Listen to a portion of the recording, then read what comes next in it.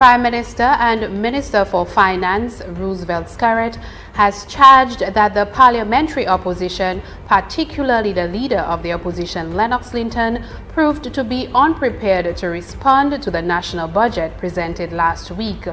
As the Prime Minister wrapped up parliamentary debate on his proposed budget, he commented that the opposition failed to present an adequate response. By a legal practitioner, I would be tempted on this occasion to enter a no-case submission. In response, Madam Speaker, to this feeble attempt by the parliamentary opposition to respond to this year's financial statement and budgetary proposals, I said this year's and not last Thursday's because by now it is clear to all Dominicans that the leader of the opposition and his colleagues in Parliament did not respond to the budget as presented on Thursday. Skerrit went further to state that it appears Linton may have prepared his speech even before he had heard the proposals. Because he is insecure in his abilities.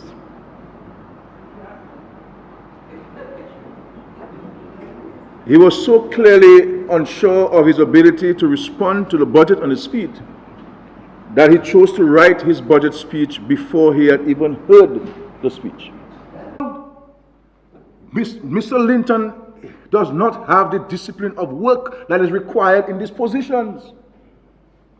What he should have done, because he got a copy of my speech moments after I delivered it. So he had several hours to go home and study that speech and tear it up. Dissect it. Nothing like that. In this job, Madam Speaker, it requires discipline. It requires hard work, late hours, doing things constructive, researching, reading, consulting. Not just talking, Madam Speaker. Skerrit noted that it is the responsibility of the opposition to effectively debate the proposals for the good of the people, but they made no mention of any specifics from the address. His response, Madam Speaker, had no critique of the specific initiatives brought to this Honourable House. It made no mention of the bold steps to make our income tax rates more competitive, boosting incentives to work, and the need to develop an entrepreneurial spirit and character in our society. The Speaker has a duty to propose alternatives. And we can say, Madam Speaker, that there has been an abandoning of his responsibility, dereliction of responsibility, Madam Speaker, for not taking the time and prepare a positive alternative to what the government has been prepared. And Madam Speaker, this is the first time in the history of our Parliament this has happened. Not even when Mr. Hector John, the member of Salisbury, former leader Lawson, was there. I mean, in all fairness to the youngster, Madam Speaker, he would try a little thing here and there, though he could not comprehend most of what he said then. But he tried. But he tried. Yeah, he tried. With his abilities. But the leader of the opposition now is taking a lazy man's approach towards the very high responsibility which he now has, that of leader of the opposition. The Prime Minister stressed that it is not about agreeing with all the policies proposed, but since those policies will affect all Dominicans, the opposition should be able to present a concise opinion and workable alternatives. He comes here and he says that the Parliament, there needs to be more parliamentary scrutiny of fiscal measures. But in the budget address, Madam Speaker,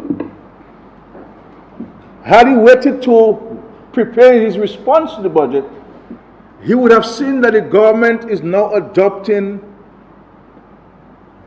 international best practice by the establishment of the Fiscal Policy Panel, which will provide independent scrutiny and critique of the government's fiscal policies.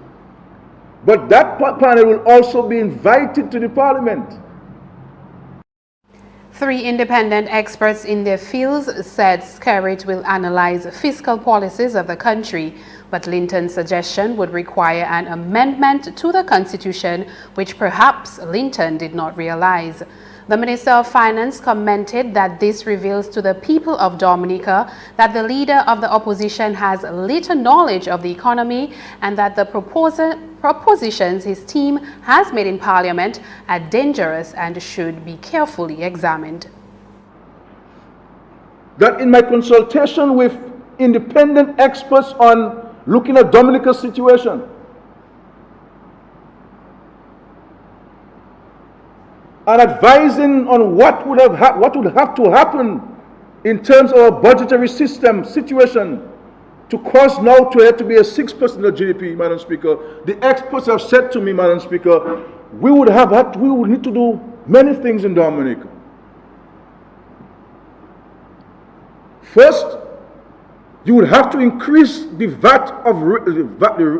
the rate of VAT to 25%, Madam Speaker. Understand this. You would have to increase the rate of VAT from 15% to 25%.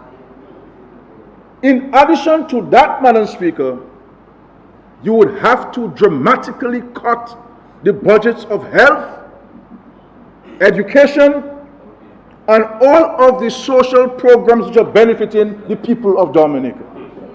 The Prime Minister also noted that experts indicate that proposals made by the opposition would plunge the country into depression and increase unemployment, poverty and inequality.